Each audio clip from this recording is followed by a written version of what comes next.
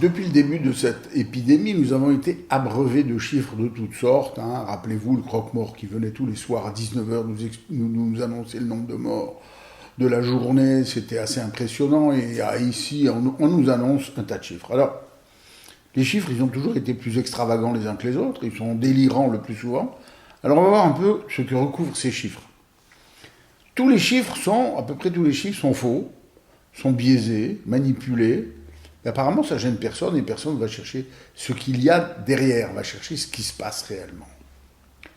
Alors, pour commencer, la déclaration de pandémie mondiale. L'OMS a déclaré état de pandémie mondiale. Habituellement, pour déclarer une épidémie, il faut qu'il y ait 140 à 150 cas pour 100 000 habitants dans une région, un pays, une ville, etc. Bon, 150 cas pour 100 000, on considère que c'est une épidémie, c'est le seuil épidémique, et au-delà, c'est une épidémie. Mais là, l'OMS, non, pas miette, alors on a dit 50 pour 100 000, on a divisé par 3, et on a mis le seuil épidémique à 50. Et à ce moment-là, évidemment, on a dit épidémie, pandémie mondiale. Bon, c'est vrai que le virus a fait le tour du monde, mais on a quand même biaisé, on a quand même triché sur les chiffres.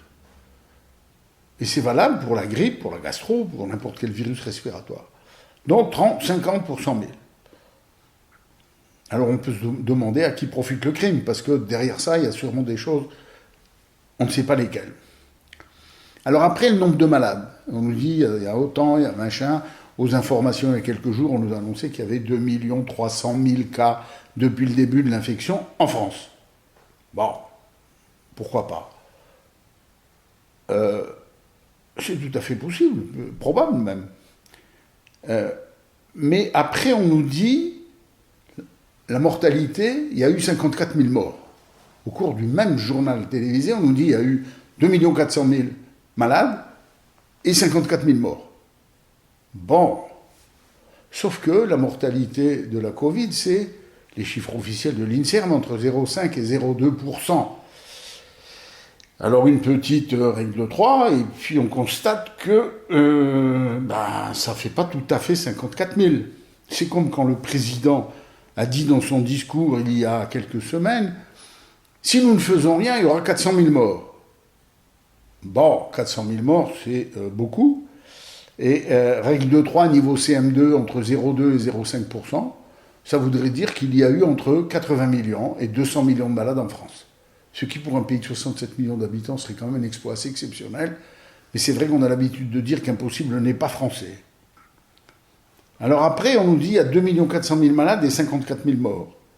Bon, toujours, même règle de 3 élémentaire, 0,2, 0,5%, ça veut dire qu'il y aurait eu entre 12 millions, on arrondit, et 30 millions de malades. 30 millions de malades, ça fait 50% de la population, ça me paraît quand même un peu excessif. D'autant plus qu'on nous a dit 3 secondes avant qu'il y avait eu 2 400 000 malades. Alors il faut savoir, 2 400 000 malades ou 54 000 morts. Donc on a des chiffres complètement extravagants, et la presse relaie ces chiffres sans analyse, sans réflexion, c'est la voix de son maître.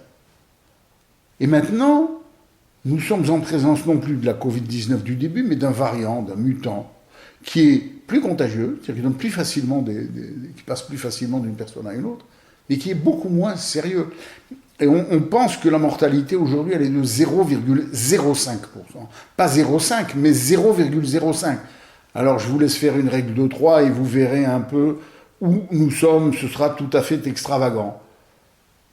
Si on dit qu'il y a 0,2 à 0,5% de mortalité parmi les malades, ça veut dire que quand on attrape ce virus, au-delà des 50% d'asymptomatiques, les autres, 99,5% à 99,8% des malades ne vont pas mourir.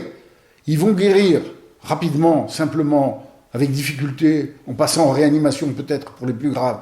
Mais 99,5% à 99,8% ne vont pas mourir.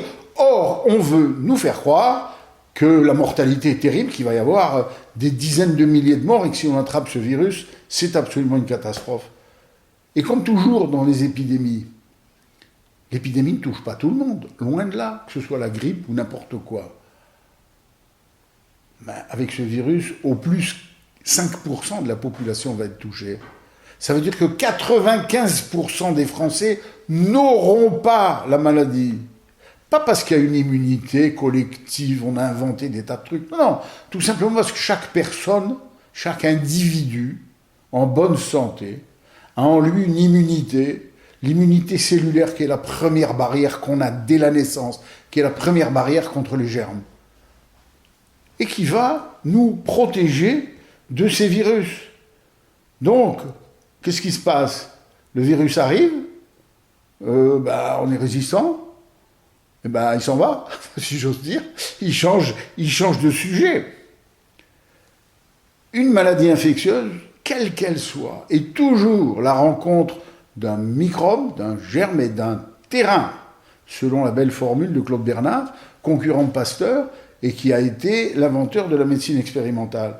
Mais lui était médecin, et donc il avait l'habitude d'observer les malades. Et il savait bien que dans un hôpital où il y avait des tuberculeux, les médecins, les infirmières, les bonnes sœurs n'attrapaient pas toute la maladie, bien loin de là. Et pourtant, ils avaient des tuberculeux graves. Et donc, l'évolution, la survenue et la situation des maladies infectieuses, Claude Bernard, il connaissait ça très très bien. Et donc, non, nous n'allons pas tous être malades si nous sommes en bonne santé. Et c'est pour ça que la maladie va préférentiellement toucher les personnes âgées, les personnes en mauvais état de santé, avec des tas de maladies, et c'est ceux-là qui risquent de mourir. Alors évidemment, il y a quelques jeunes, quelques personnes qui apparemment n'avaient rien, n'avaient aucune pathologie, mais ça ne représente pas grand-chose. Tous les gens qui meurent sont des gens, comme disent certains, qui seraient morts de toute façon dans l'année compte tenu de leur pathologie grave et multiple. Donc, soyez rassurés, 99 et quelques pourcents guérissent et ne meurent pas. Et 95% de la population n'aura pas la maladie. Alors les masques, les gestes barrières et tout ça, ça n'a pas grand intérêt.